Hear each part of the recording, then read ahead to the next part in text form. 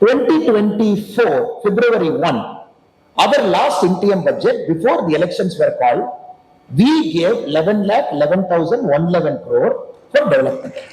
Because when a central government is taking upon itself to say, I am pro-development, don't worry, you don't have a house, I am not going to say it's the state's responsibility. Modi ji is saying it's center's responsibility. I will take care. I will give you subsidy. Oh, you have a medical insurance problem? I will give you a 5 lakh worth of medical insurance. For the very first time, we are seeing a central government is climbing down and saying, oh, you haven't built toilets? Let me build toilets. In the last 10 years, we have built 11 crore toilets. Tamil Nadu alone, 55 lakh toilets. So this model is very new for a state government because they are not able to comprehend and understand. A central government is doing development in a state where the state should have ideally done it in the first place over the last 60 years. Now the new argument says we're north, south. Again, we have to break. The resource allocation not happening. We have to break. The resource allocation is happening. Every state gets its resource because center's money is accountable. Any budget, last 10 years budget, anybody can download. Anybody can read through that budget. Anybody can look at allocation. Everybody can look at beneficiaries in Kerala. I have a big statement with me. If I take it in hand, if I study the beneficiaries in Kerala, 62 lakh Jandan accounts, 58% women, aspirational district is Wayanad. Again, if you look at it, if you look at the PM Mudra, Kerala alone, how much it is sanctioned? 99,892 crore, 1.5 crore beneficiary. If you look at Stand Up India, 1,556 crore. PM Suvanadi, 99,000 street vendors got it here. PM Jeevan Jyoti Bima Yojana, life insurance, 21 lakh. If you look at all the numbers, for example, the brother was talking about the Jal Jeevan mission in a state like Kerala, close to 66 lakh houses, 51% is covered under Jal Jeevan Yojana, which is 100% supported by Government of India. Again, if you look at free ration, if you look at everything, but their calculation, their logic is, you have to give everything to the state will take care. That model will not work, it is not going to work. This is very important. We bust this myth of saying that your resource allocation theory itself is improper and your explanation is criminal. And not only that, they are doing a great disservice to a state like Kerala, which has got the highest literacy ratio. Now I come from Coimbatore. When you look around the colleges of Coimbatore, Coimbatore has got approximately, Coimbatore district, we have got 310 colleges. It is one district in India which has got the largest number of colleges in a district that is not the capital city, 310 colleges. If you look everywhere, I see a lot of our Malayali friends, be it a medical college, be it an arts college, I see everywhere, big Malayali speaking students. Of course, Kerala is a home to a lot of our Malayali friends. More than lakhs of people, they stay in Kerala, reside in Kerala. They have added richness to Tamil Nadu social fabric. But I'm more concerned with students who are not residents in Tamil Nadu, who are from different parts of Thiruvananthapuram, Kollam, different parts. They just come to a neighboring state like Tamil Nadu, Coimbatore preferably, Chennai, Bangalore, Hyderabad. They just study for 3 years, again they come back. If we trace our children's story, they were born in Kerala, higher education, good education institutions in Tamil Nadu, Karnataka. Again, their job is somewhere else. I believe this is the greatest disservice that has happened to Kerala over the last 70 years by the political parties which has ruled Kerala. A state which has got the highest literacy rate. A state, even when the country was born, which has got a literacy rate of 46%, India was 19%. A state where the human capital is going all around the world but not inside Kerala. I believe this is the time we got to fix it, sir. If we don't fix it, we are in deep trouble. And Kerala has to take it as a challenge in 2024 to say, first, our human capital is for Kerala's development. Of course, India's development. It is not for the Middle East development. It is not for a Europe development. It is not for a Far East development. The Kerala's human capital, which is very, very rich, which is one of the best in the world, I believe this should be an important narrative of 2024 elections to say, our people will stay back. We will bring the state-of-the-art companies here. We will bring techno parks here. We will bring the software parks here. But unfortunately, the narrative is not this, sir. The narrative even today, if you look at the daily newspaper, even today is Vijayanji and Rahul Gandhi ji fighting. North-South problem, tax devolution issue, And Vijayanji said, when our alliance will come back to power, we will give all money to Kerala. Or if you come to Tamil Nadu, they will say, we will give all money to Tamil Nadu.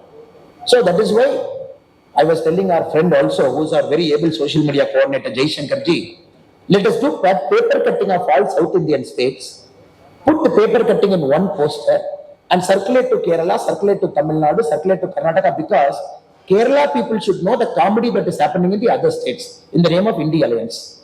Tamil Nadu people should know the comedy that is happening in Kerala in the name of India Alliance. Because when Rahul Gandhi ji comes to Coimbatore, if you see that image, he was there to campaign against us about a week back, 10 days back.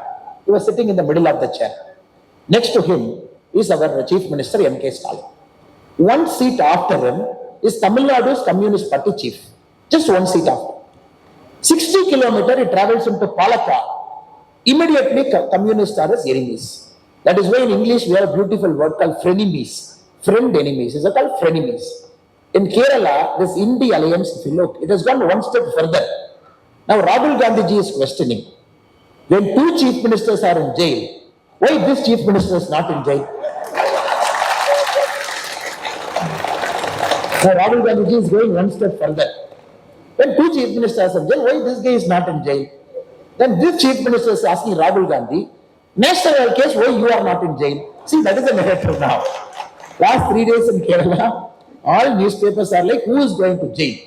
Now these guys have to decide who will be in jail, who will be in jail in the next 3 years. See, is this a narrative that Kerala politics wants in 2024? April 26 elections are very unfortunate, very, very unfortunate. And not only that, sir. Now we have to appreciate and understand the essential of politics, the base of politics is accountability. A citizen should go ask a panchayat leader why it is not done. A citizen should go ask an MLA why it is not done. Ask an MP why it is not done. That's how the Indian political system is designed. Because it's a first post the pardon and somebody is accountable to you. It states that Kerala and Tamil Nadu, last time you gave 19 seats to Congress. Correct? 1 seat to Communist. And every time you ask a Congress MP, why it is not happening? What can I do, sir? Modi is in power. I am in different party. So, after 5 years, we will see. And bravely after 5 years, they are coming and setting the same narrative. Now, you know for a fact that Modi ji is going to come back to power. All of us know for a fact. Nobody in this room has got a doubt whether Modi ji is going to come.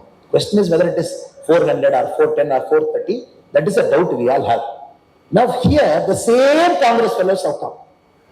Now, if you look at the India Alliance arguments, nowhere the India Alliance is saying they are winning.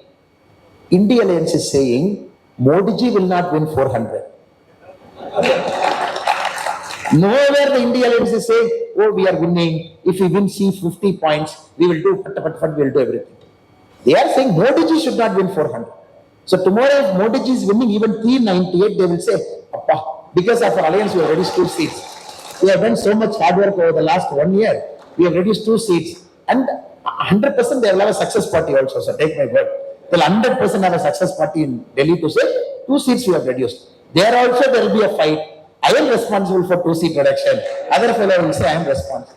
This is not an alliance at all. Any alliance that is not on principle, any alliance is there only on anti-Modi plank will not work.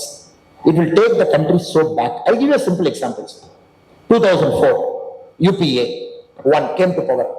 Elections got over. Nobody knew who is the Prime Minister. 10 days it took. They said, and he is the Prime Minister. I used to say this in our Pracharam. In Kala movie, our superstar Rajinikanth, there is one famous dialogue. One fellow will come and say, sir, I am a hero. And Rajini will ask his friend, hey Kumar, yaar hai? There is this very famous dialogue. Likewise, suddenly after 10 days, they said, he is the Prime Minister. All of us asked, Kumar, yaar hai? Then, frankly speaking, 90% of us did not know who the hell is Manmohan Singh. We said, who is this guy? Then they took explanation for one day. No, former Reserve Bank Governor. He contested in Delhi, lost once. He is such a nice person. Please believe us, he is a good man. And he is your Prime Minister. Sir, if you look at demographic blunders over the last 50 years in the whole world, I believe this should be number 1. First time a Prime Minister was imposed on a country that thrives on democracy. This is a country, it's noisy democracy. Tea shop fight. Bus stand fight. Everywhere we fight because of democracy. This country, somebody said, he's the prime minister whom you never elected, who never went to Lok Sabha, who is a Rajya Sabha 2 times, and who was far away from politics, not even a political functionary, who's an office bearer, Congress Party All India Secretary, Congress Party General Secretary. Nobody knew. They said he's the prime minister. 10 years we put up with it. What is the price we paid for it? Our Raja, our 2G Raja, he writes a letter. Very interesting letter. He writes a letter. Now, first the Prime Minister writes a letter to Raja. He says, "Dear Telecom Minister, your first come, first serve policy, FCFS, is fundamentally flawed. Please review it." Then Raja writes a letter to Prime Minister. "Dear Prime Minister, Vanakkam, I think this policy is right because my leader also believes this policy is right. And I am going to stick with first come, first serve." This is the bare essence of 2G scam. Where Raja decided, he put a cut-off date. He said, "Look, day after tomorrow is a cut-off date. Whoever has given the application before the cut-off date, first come, first serve, I am going to qualify them. I am going to give them license." Do you know that how many pages somebody has to fill, sir? 727 pages you got to fill. Company, financial statement, which you took. And the essence of 2G scam, people got the document 1 week before, people filled it. When Raja said, tomorrow morning it is starting, the application 7 o'clock it is open. All the companies which is in the 2G scam list, they arrived there with a filled up list. They said, "Come on, please take it. First come, first serve. Give me my license." Why it happened? Because a strong prime minister was not there who couldn't say, "This is stupidity of the highest order. Please take this logic back." So nobody is saying Manmohan Singh is correct. This country right now is not searching for somebody who can claim, "Oh, I am like a Buddha. I will sit there and watch what is happening." I will not. This country wants a functioning prime minister. Even 10 years from now, when Pakistan and China decides to do a two-pronged attack on India at the same time, this country should be resilient enough to face it. So that is the challenge before us. Do we have a prime minister of that caliber? I'm just giving you one example of first come, first serve. How a prime minister who is not accountable to the public, because the prime minister is not elected. The prime minister doesn't have a constituency of his own. The prime minister doesn't go on campaign for every state election. In this country, 6 elections a prime minister has to face every year. 6 election people will judge a prime minister. 6 election people will ask the prime minister, "What have you done?" So this prime minister has to take so much risk. Demonetization before UP, still you go on face. GST, go on face. You make this nation, go on face. The essential nature of Indian democracy, a prime minister has to be a risk taker. And the prime minister has to face the public and convince the public and still make the public to vote. This is a country that doesn't need stagnated solutions. No, I am a prime minister. I will not make decisions because I have 6 elections every year. I will just keep quiet. If I make one decision, somebody will feel hurt. Kerala will feel hurt. Tamil Nadu will feel hurt. UP will feel hurt. I will not make any decision. Please vote. This country doesn't want prime ministers like that. So Modi ji has broken that mold to say, I am a performing prime minister, but every year I will face 6 elections. I will convince you to vote for us because my decision is right. In this context, friends, I am making a very humble appeal to all of you. Now you tell me, in the alliance, will all leaders agree to a single leader who will be a prime minister? Question number 2. Even if all leaders agree to a single leader as prime minister, will that person be able to run the cabinet? Question number 3. Even if this person is able to run the cabinet, if he has to pull up some minister for some wrong thing, X is prime minister, Y is in Mamata Banerjee's party, Z is in Arvind Kejriwal's party, B is in some party, and if he has to fire, the essential thing of a cabinet is the prime minister should have the right to fire. Though in our country it is the president who accepts the prime minister's decision, because the cabinet cannot be under the control of a prime minister. If 3 answers are false, false and false for an India alliance, then what are we looking at, sir? We are looking at a country that will go to shambles if any of them will decide that I am going to be the country's prime minister. Rahul Gandhi ji, there is no concurrence here only. And many of his ideas, if we implement, it is much worse than 1991 USSR. USSR, when somebody said why USSR collapsed, one communist gave a beautiful answer. Sir, the essence of communism is very simple. You got to act as if you are working. The government has to act as if it's watching. This is the essence of communism. If both of you break it, communism will collapse.